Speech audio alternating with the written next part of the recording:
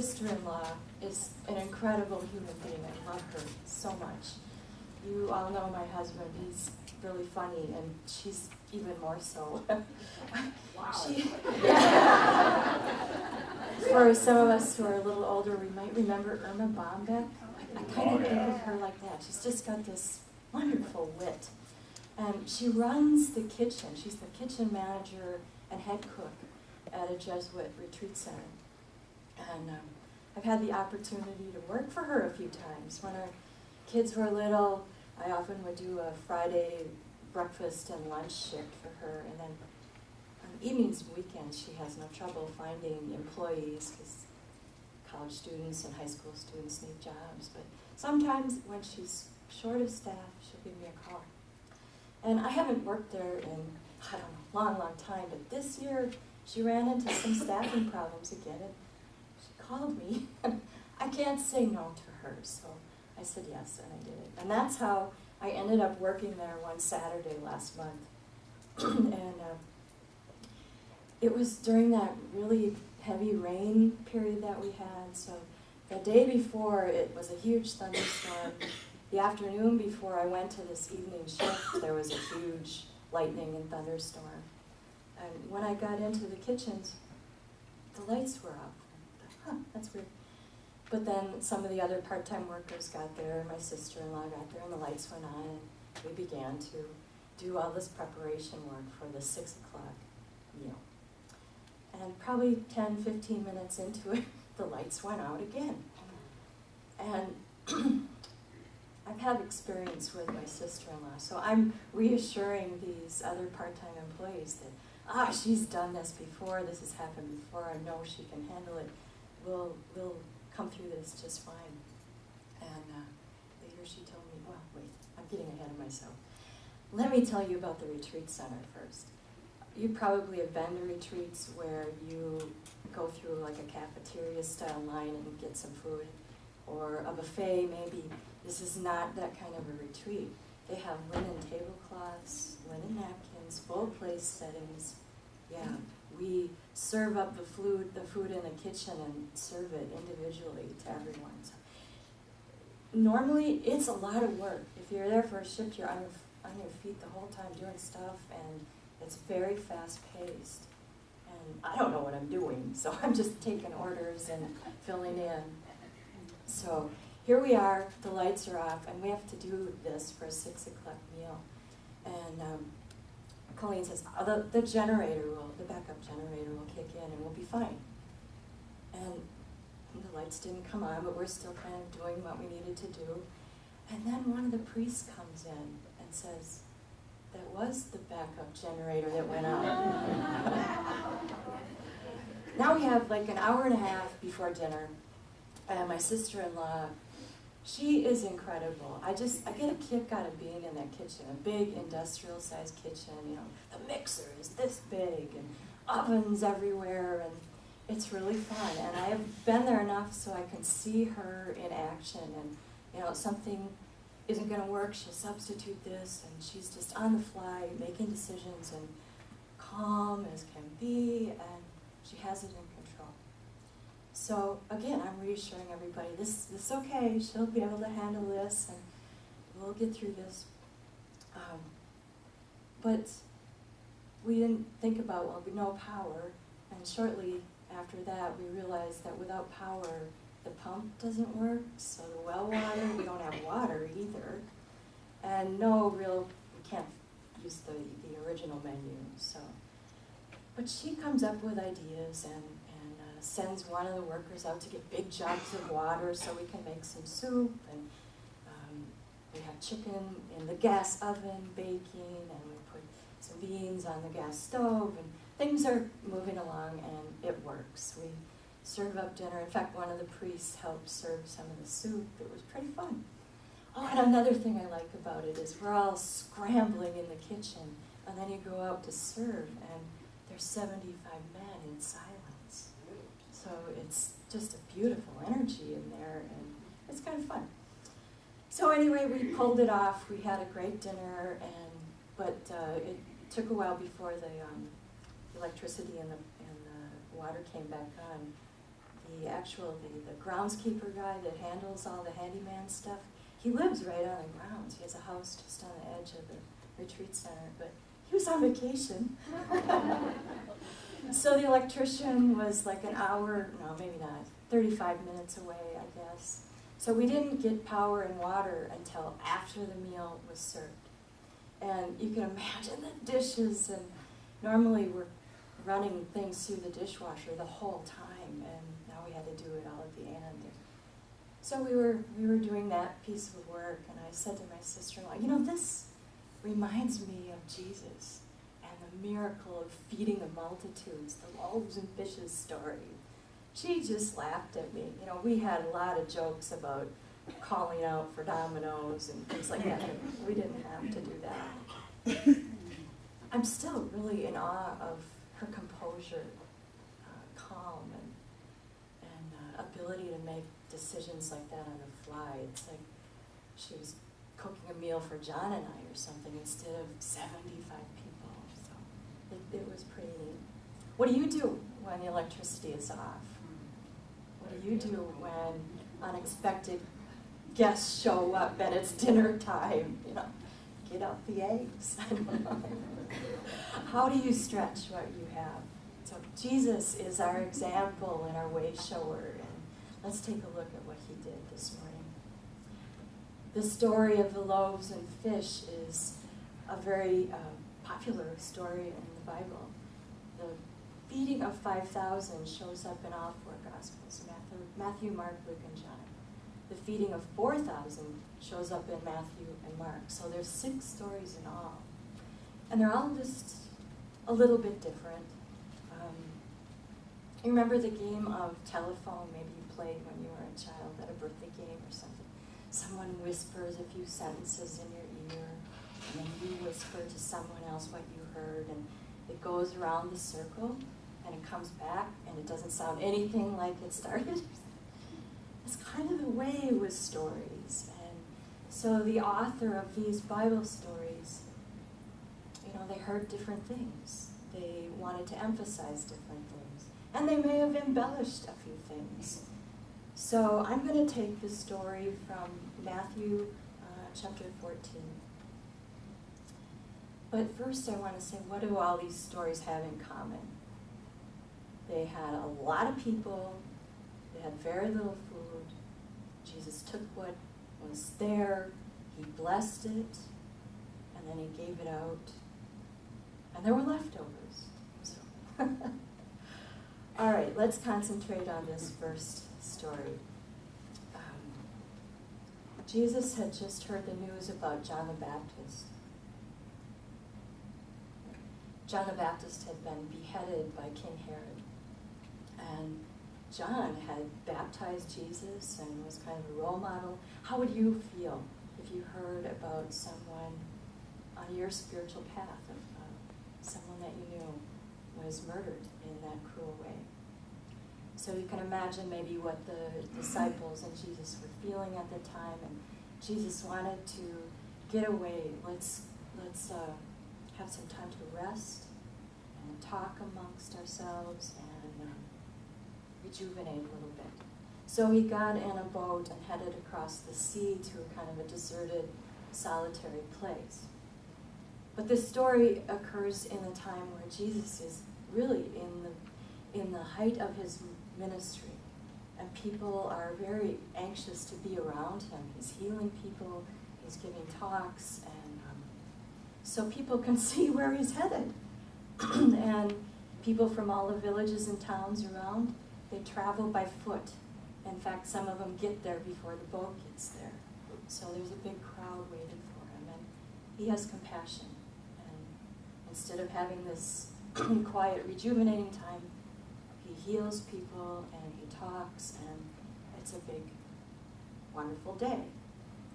And as evening's starting to come, the disciples say to Jesus, "Hey, send the people home. We don't have food. They need to, walk quite a distance to get back home." But Jesus says, "No, you feed them." With what? Well, they have 5 loaves and 2 fish. And so Jesus asks the people to sit down, and he takes the food in his hands. He takes it, he holds it up and blesses it, and then he breaks it, gives it to his disciples to hand out to the people. And they all eat. And after they've all eaten, they collect the leftovers in baskets, and there are 12 baskets full of leftovers. So what? How did that happen? Let's take a metaphysical look at the story to see how that might have happened.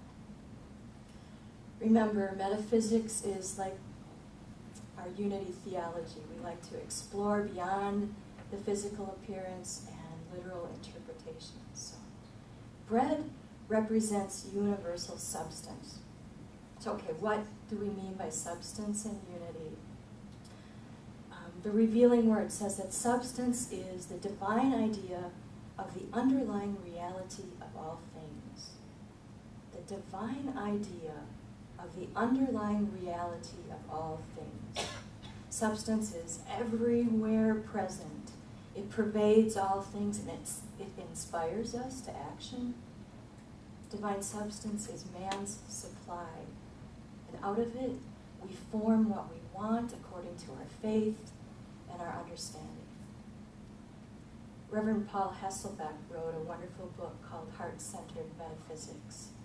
In there he says, substance is divine energy, the invisible matrix from which all possible forms of supply develop. Substance is divine energy, the invisible matrix from which all possible forms of supply develop. The divine idea of substance is everywhere present in its entirety. Substance is not matter, but it makes matter possible. That's kind of cool. He says that you can't dissect something and find substance in it like you might find a molecule. In the same way, you can't take apart a chair and find the blueprint of the chair inside it. Where were we? We're on bread. Bread represents substance. The breaking of bread is stirring into action and bringing it to consciousness. Fish are often in stories about Jesus. In fact, Christians tend to use fish as a symbol for Jesus Christ. In the revealing word, it says that fish represent ideas of multiplication, the ability to produce more. Fillmore also wrote that Jesus was a living demonstration of ideas, lots and lots of ideas. Fish represent ideas that have a great possibility of increase. So Jesus used these divine ideas and substance to demonstrate abundance in this miracle. Let's look at the numbers in this story too. In the ancient world, numbers had symbolic significance, and a lot of times they weren't to be taken literally. They meant something else. So 5 loaves, 5 is the number of fingers we have in our hand. So it could mean a handful or a few. 2 is a great number. 2 is the minimum number of witnesses required to determine if something is truth. So 5 plus 2 is 7, and 7 is a number of completion and wholeness and perfection. 5,000, I couldn't find anything about that. I just thought 5,000 is a big number. You know, the Burnsville Civic Theater holds 1,000 people, so 5 times that. Big crowd. And all men, doesn't say how many more women and children might have been there. And finally, there were 12 baskets of leftovers. And 12, just like 7, is a number of completion and perfection. The story is about eating, too. And we know that supplying our physical needs is only part of the story. We have other hungers. We have spiritual hunger as well. We need spiritual food. So Charles Fillmore wrote that Jesus understood spiritual substance, and he could make it from whatever he wished, wherever he wished. And then again, from heart-centered metaphysics, our true supply emerges from the divine idea of spiritual substance. Divine mind does not do things for us in the outer realm, so our focus must be on the inner means of supply rather than outer means. And again, he says, supply and substance are unlimited and always at hand.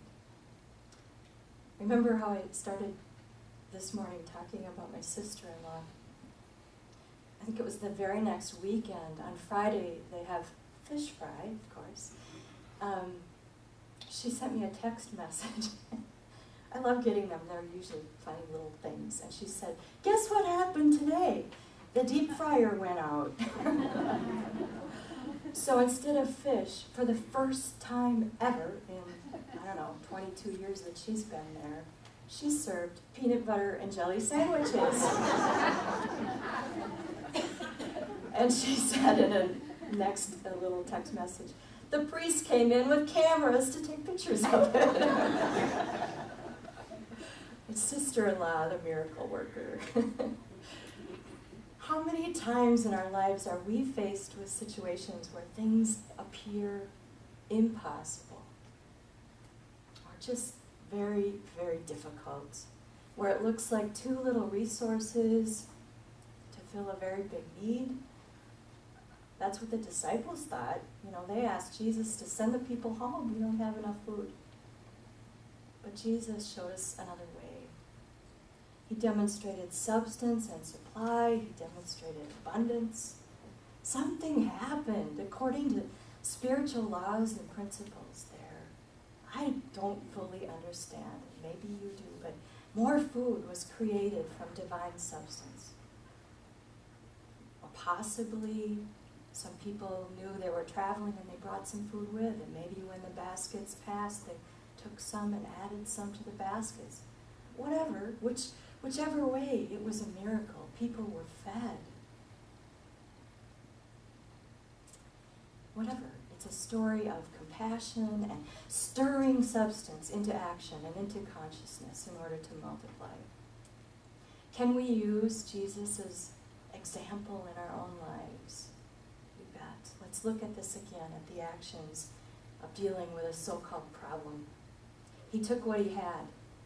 This is calling us to acknowledge the situation that we're in, to be awake, to own our part, to be responsible with and for what we have. He broke it up.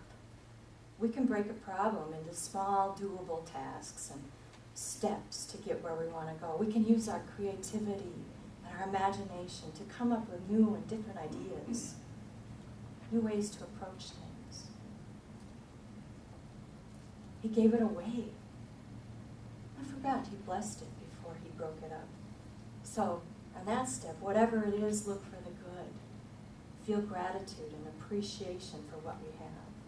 Then he broke it up, and then he gave it away. And the giving away is being a part of the flow of giving and receiving and loving, being generous and compassionate for all. So this is really a recipe. A recipe not for fish and chips and not for peanut butter sandwiches, but a recipe that we can use for our lives. Here's another way to wrap it up. He took what he had. That's awareness, being present and awake. He blessed. It's blessing what is, being grateful for what your life is in this moment. And he broke. That's stirring the pot, using your talents and resources in skillful ways. And he gave. That's generosity, sharing who and what you are with the world, with an open heart.